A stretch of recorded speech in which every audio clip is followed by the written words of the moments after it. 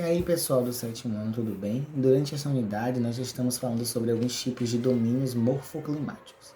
A gente já compreendeu a ideia central do que são domínios morfoclimáticos, já falamos sobre o domínio amazônico, domínio da caatinga, domínio do cerrado, e hoje nós iremos falar sobre outro tipo de domínio, que é o domínio de mares de morros. Toda vez que a gente fala sobre esse tipo de domínio, a gente vai lembrar que são áreas que a gente irá ter concentração da pluviosidade, que essa concentração de pluviosidade a gente pode denominar como uma questão de água. A gente vai ter presença de água em grande proporção. Aí, nós falamos na aula passada sobre o domínio das caatingas, que existe um processo de escassez de água. Nesse tipo de domínio a gente já consegue visualizar não tanta abundância, mas a gente consegue ter a presença do processo de água. Outra coisa que a gente consegue visualizar muito no domínio dos mares de morros é a presença dos planaltos, das planícies, das chapadas, dos vales. A gente consegue ter um relevo bem diversificado devido a esse seu processo de performance, o seu processo de construção, porque tudo isso se dá devido aos acidentes geológicos e também devido às ações humanas que com o passar do tempo vem sendo diversificada. Agora, aqueles espaços que eram formados por questões naturais agora começam também a ceder espaço para essas questões humanas. Então, aquele relevo que tinha uma total apropriação, agora ele vai se remodelando devido a tudo aquilo que está sendo provocado e generalizado.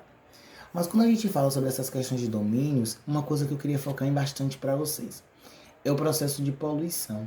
Toda vez que a gente fala sobre domínios morfoclimáticos, nós não podemos esquecer sobre as questões de problemas naturais e humanos.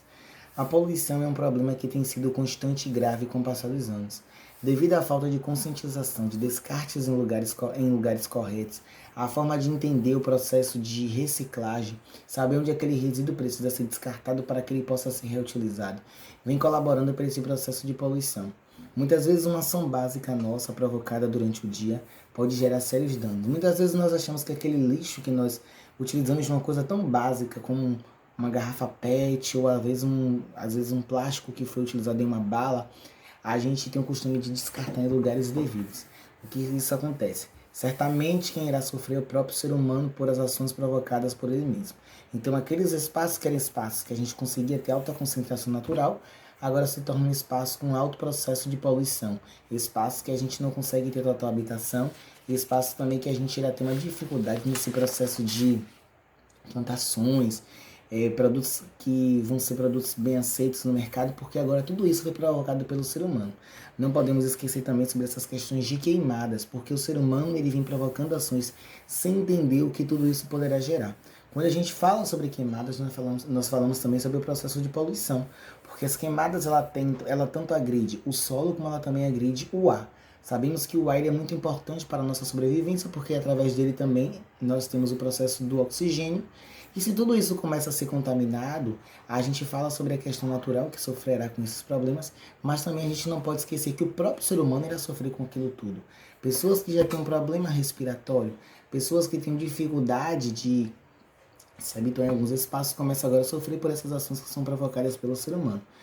Falando sobre o domínio morfoclimático, a gente não pode esquecer do domínio amazônico, recapitulando, que é um domínio que sofre bastante por essas ações, o processo de derrubada ilegal, queimadas ilegais que são provocadas pelo próprio ser humano sem pensar naquilo que irá acontecer futuramente, e chega um determinado processo de tempo que ele começa a ser a vítima de tudo aquilo que está acontecendo por algo que foi provocado por ele mesmo, de uma forma que não foi pensada do que poderia se acontecer. Então perceba como uma ação que não é pensada pode gerar sérios danos ao próprio ser humano e à própria natureza por coisas que ele poderia ter evitado e ele não evitou.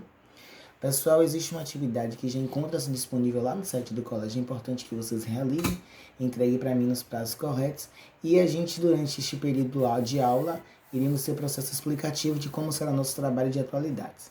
Lembre-se, as atividades precisam ser entregues e este vídeo também precisa ser assistido, porque tudo isso irá fazer parte do processo de formação de aula e também de complementação de nota. Então, boa aula e façam as atividades.